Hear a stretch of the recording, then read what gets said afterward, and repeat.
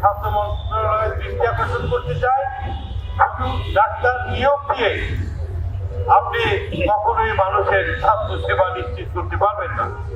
ডাক্তারদের নিরাপত্তা যদি না দিতে পারেন, আজকে এই 80 দিনের 180 দিনের এই সরকারের চিকিৎসা ক্ষেত্রে যে অবদান, যে অগ্রগতি, বাজেটে যে অগ্রগতি, সেটাকে আপনি ধরে রাখতে পারবেন না। ঢাকা মেডিকেল কলেজের মতো জায়গায় যদি নিরাপদ না থাকে, তাহলে বাংলাদেশের আর কোন ডাক্তার নিরাপদ থাকবে? এই দুপক্ষকে এইভাবে ভগ্নবিভাজে রেখে কিছু একটি পক্ষ, কিছু একটি দেশ আমাদের চিকিৎসা ব্যবস্থাকে নাজুক প্রমাণ করার জন্য এই বাংলাদেশে বারবার ডাক্তারদের উপর নির্যাতন বিপ্রয়োগ করে চিকিৎসা ব্যবস্থাকে ধ্বংস করতে চায়। আমি আজকের এই সভায় বাংলাদেশের স্বাস্থ্য মন্ত্রণালয়ের মাননীয় মন্ত্রী সহ স্বাস্থ্য মন্ত্রণালয়ের দৃষ্টি আকর্ষণ করতে চাই, ডাক্তার নিয়োগ দিয়ে আপনি কখনোই মানুষের স্বাস্থ্য সেবা নিশ্চিত করতে পারবেন না।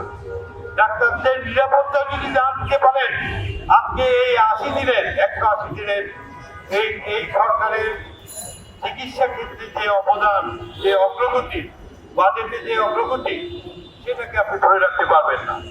আপনি চিকিৎসকদের নিশ্চয়তার ব্যবস্থা করেন, চিকিৎসকরা রোগীদের মানসম্মত চিকিৎসা নিশ্চিত করবে।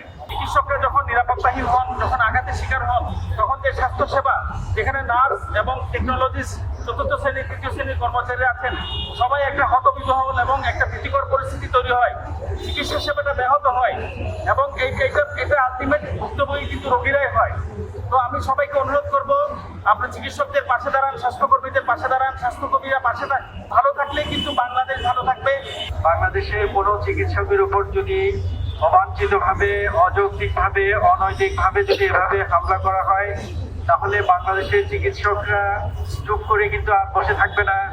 বাংলাদেশের চিকিৎসক সমাজের কাছ থেকে যদি রোগীর সুচিকিৎসা আশা করা হয়, তাহলে অবশ্যই চিকিৎসকদের নিরাপত্তা নিশ্চিত করতে হবে। প্রফেসর আসাদুর উপর যে হামলা হলো, সে আমাদের কলেজ জীবনের বন্ধু এবং তাকে আমি দেখতেও দিয়েছিলাম। তাকে দেখে আসলে আমার চোখ দিয়ে পানি এসে গেছে, কারণ তার দুইটা চোখই অলমোস্ট খুব খারাপ অবস্থায় আছে এবং একটা চোখের দৃষ্টিশক্তি হয়তো পুরোপুরি ফেরত নাও আসতে পারে।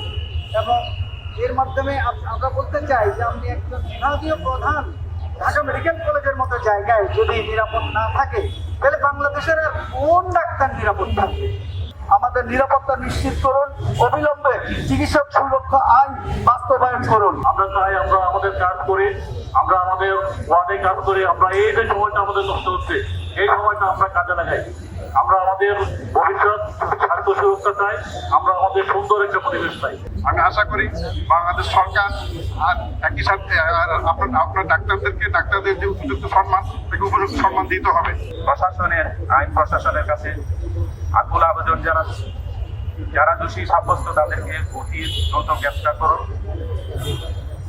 স্বাস্থ্য মন্ত্রণালয়ের কাছে মাননীয় স্বাস্থ্যমন্ত্রী, মাননীয় সচিব মহোদয়, আপনারা আপনাদের জায়গা থেকে আমরা যে আজকে রাস্তায় নামতে বাধ্য হলাম, এই বিষয়গুলো আপনারা সুচিন্তিতভাবে চিন্তা করেন।